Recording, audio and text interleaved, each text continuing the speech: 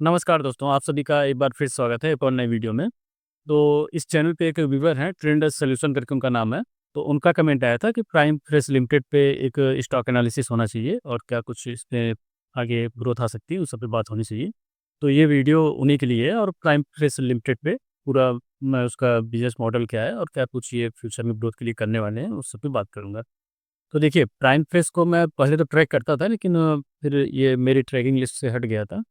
लेकिन अब इन्होंने इस पे कमेंट किया तो मैंने दोबारा से इसके बारे में सब कुछ पढ़ा है।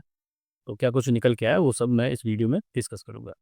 तो प्राइम फ्रेश लिमिटेड क्या है कि ये फ्रूट्स एंड वेजिटेबल की सप्लाई चेन के बिज़नेस में है। ये फार्मर से कंज्यूमर को कनेक्ट करने का काम करते हैं। मतलब फार्मर से ये उनके प्रोडक्ट जो फ्रूट्स हैं, वेजिटेबल्स हैं, इनको प्रोक्योर करते हैं और उसके बाद कंज्यूमर्स तक ये पहुँचाते हैं। और इनका पूरा एक इंटीग्रेटेड सप्लाई चेन है। तो इनके नेटवर्क में ऑलमोस्ट 1,10,000 फार्मर्स हैं, जिनसे ये प्रोडक्ट को एक्वायर करते हैं, फ्रूट्स एंड वेजिटेबल्स को। इनका उनसे एग्रीमेंट होता है कि जो उनका सारा प्रोडक्शन होगा, ये सारा कुछ परचेज़ कर लेंगे और उस प्राइस को लेके फार्मर्स इनका एग्रीमेंट रहता है पहले से ही। तो उस प्राइस पे जो भी उनका प्रोडक्शन आएगा, सारा का सारा ये परचेज़ कर लेंगे। परचेज़ करने के बाद ये इनके कोल्ड स्टोरेज चेन्स में जाता है, जहाँ पे प्रोडक्ट की क्लीन किया जाता है, उसकी सॉर्टिंग की जाती है, ग्रेडिंग की जाती है और पैकेजिंग की जाती है। ग्रेडिंग मतलब एक तरीके से मतलब उसमें जो नंबर 1 क्वालिटी के प्रोडक्ट हैं उनको अलग कर लिया जाएगा, उसके बाद नंबर 2, नंबर 3 से 3-4 कैटेगरी में प्रोडक्ट्स को डिवाइड कर दिया जाएगा उनकी क्वालिटी के हिसाब से और उसके बाद उसकी पैकेजिंग कर दी जाएगी। उसके बाद जो इनका कलेक्शन सेंटर है और डिस्ट्रीब्यूशन सेंटर्स है, वहाँ से प्रोडक्ट को ये रिटेलर तक पहुँचाते हैं। उसके बाद जो वेरियस होटल्स हो गए, रेस्टोरेंट्स हो गए, जो फ्रूट प्रोसेसिंग करते हैं, उनके पास पहुँचाते हैं। जो एक्सपोर्ट का काम करते हैं, इनके प्रोडक्ट को बाहर की कंट्रीज़ में एक्सपोर्ट करते हैं, उनके पास पहुँचाते हैं। तो ये इनका पूरा मॉडल हो गया। तो सेल्स जो इनका बी टू बी है और बी टू सी दोनों सेगमेंट में है। मतलब ये दूसरे रिटेलर्स को भी देते हैं। इसके अलावा ये डायरेक्ट कंज्यूमर्स तक भी पहुँचते हैं। कंज्यूमर्स तक पहुँचने के लिए इनका अलग-अलग जो ई-कॉमर्स प्लेटफ़ॉर्म्स हैं, उनका ये ज़्यादातर यूज़ करते हैं और खुद की वेबसाइट का भी यूज़ करते हैं। तो at present almost 18 Indian states हैं, जहाँ पे इनकी प्रेज़ेंस है और इंडिया के अलावा ये ऑलमोस्ट 6 कंट्रीज़ हैं, जहाँ पे ये एक्सपोर्ट भी करते हैं। तो कोल्ड स्टोरेज जो है इस बिज़नेस में काफ़ी इम्पोर्टेंट है, जो कोल्ड स्टोर्स होते हैं, जहाँ पे प्रोडक्ट को रखना है, क्योंकि ये इस टाइप का प्रोडक्ट होता है जो फ्रूट्स एंड वेजिटेबल्स हैं, जिसकी सेल लाइफ़ बहुत कम होती है। अगर आप इनको प्रॉपर तरीके से इनको रख नहीं पाएँगे, कोल्ड स्टोरेज वगैरह नहीं प्रोवाइड करेंगे, तो वेस्टेज के चांसेस बढ़ जाएँगे और काफ़ी ढेर सारा इन्वेंटरी लॉस उठाना पड़ सकता है।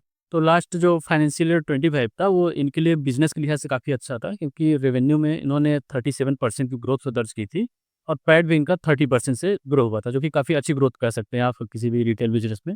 30% की ग्रोथ इनके पैट में आई और 37 इनके सेल्स में, जो इनका टोटल रेवेन्यू है, उसमें ग्रोथ आई है। तो अब जो फ्यूचर का ग्रोथ ट्रिगर्स है, अगर उनकी बात करें, तो ये ज्योग्राफिकल एक्सपेंशन करना चाह रहे हैं। नए-नए स्टेट्स जैसे यूपी हो गया, एमपी है, बिहार है, नॉर्थ ईस्ट के स्टेट्स हैं, साउथ इंडिया के स्टेट्स हैं, ये यहाँ पे अपना ज्योग्राफिकल एक्सपेंशन करना चाह रहे हैं। तो जैसा कि मैंने पहले भी कई वीडियोज़ में आपको बताया है कि एक रिटेल बिज़नेस के लिए बहुत इंपॉर्टेंट है कि वो अपने फुटप्रिंट को बढ़ाए। जितने उसके रिटेल टच पॉइंट हैं, उनको बढ़ाए और अपना ज्योग्राफिकल एक्सपेंशन करे। मतलब अभी जिन स्टेट्स में उसकी प्रेज़ेंस है, उससे निकल के वो और भी स्टेट्स में इंडिया के फैले।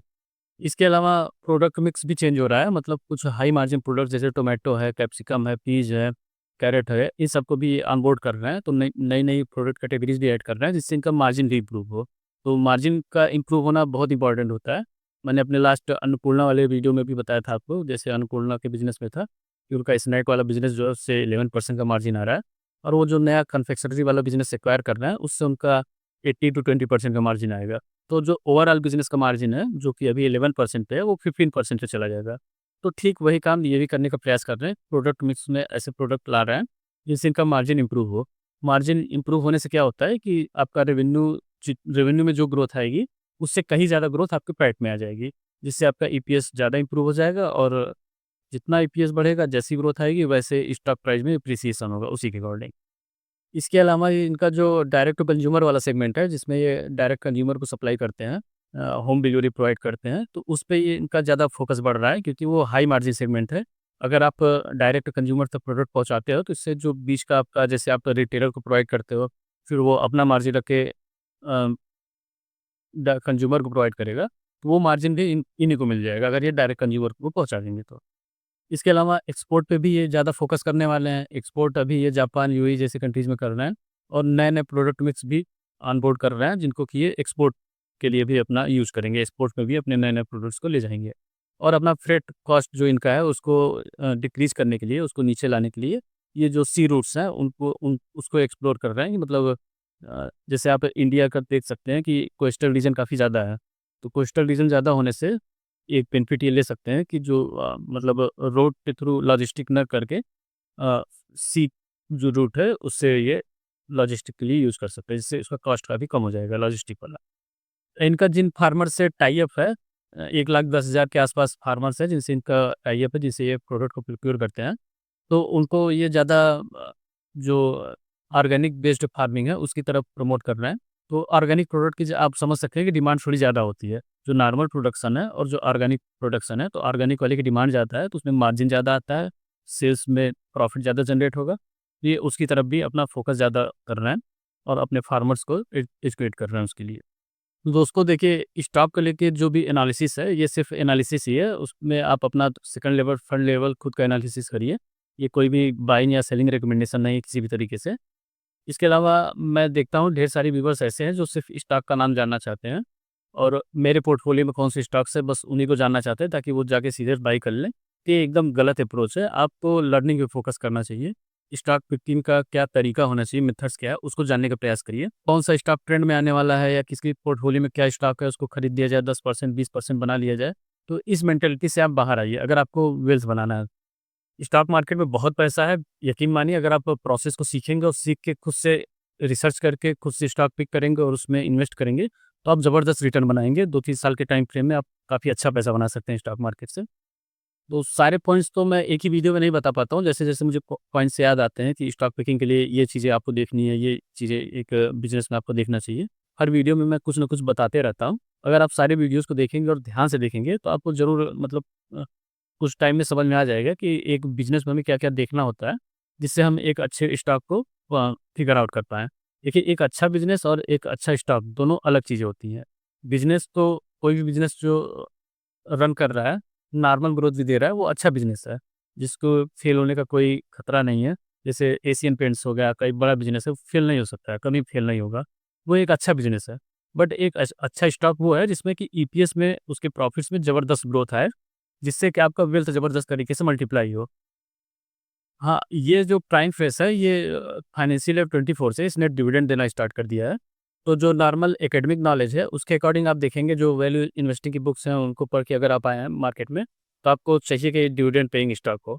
लेकिन मेरा जो थीसिस है वो एकदम अलग है, एकदम डिफरेंट है, एकदम उल्टा है इसका। मुझे क्या है कि मुझे डिविडेंड पेइंग स्टॉक्स बिल्कुल भी नहीं चाहिए। मुझे ऐसा बिज़नेस चाहिए जो कि डिविडेंड पे करने के बजाय उस कैश को जो वो उसने अपने बिज़नेस से जनरेट किया है, बिज़नेस में रीइन्वेस्ट करे और ज़्यादा प्रॉफ़िट जनरेट करे, बल्कि वो डेब्ट भी ले। प्राइम प्लेस जैसे आप देख सकते हैं ऑलमोस्ट डेब्ट फ्री है, तो मैं तो कहूँगा भैया डेब्ट भी सॉरी डिविडेंड भी मत पे करो और डेब्ट भी उठा लो मार्केट से। चाहे मार्केट से उठा लो, चाहे बैंक से उठा लो, डेब्ट भी उठा लो और उसे भी बिज़नेस में इन्वेस्ट करो। और जो आपका 30% का ग्रोथ आ रहा है बिज़नेस में, 35% का, उसको 50% पे ले जाओ, 60% पे ले जाओ, 70% पे ले जाओ, एकदम एग्रेसिवली ग्रो करो। तो अगर ऐसा स्टॉक है तो उसमें मुझे रिटर्न आएगा, मेरा कैपिटल मल्टीप्लाई होगा, 2x बन जाएगा, 3x बन जाएगा।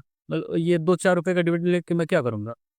तो आप लोग को भी अगर मार्केट से रिटर्न बनाना है, अच्छा रिटर्न बनाना है, तो आप अपना माइंडसेट चेंज करिए और डिविडेंड पेइंग स्टॉक्स मत ढूँढिए, डेब्ट फ्री स्टॉक्स मत ढूँढिए। आप ऐसा बिज़नेस ढूँढिए जो कि डिविडेंड ना दे, डेब्ट उठाए मार्केट से, लेकिन बिज़नेस को एफिशिएंटली रन करे और उस पैसे को बिज़नेस में लगा के और ज़्यादा ग्रोथ लेके आए। 40% से ग्रो करे, 50% से ग्रो करे, 60% से ग्रो करे, ऐसा बिज़नेस ढूँढिए आप लोग। तो इस वीडियो में इतना ही। आई होप कि ये वीडियो आपको यूज़फुल लगा होगा। तो वीडियो अगर आपको अच्छा लगा है तो इसे लाइक कर दीजिए। साथ ही सब्सक्राइब कर लीजिए चैनल को अगर आपने अभी तक सब्सक्राइब नहीं किया है, और बेल आइकन को भी प्रेस कर दीजिए, जिससे मैं आगे जो भी वीडियोज़ डालूँ उसकी नोटिफ़िकेशन आपको टाइमली मिलती है।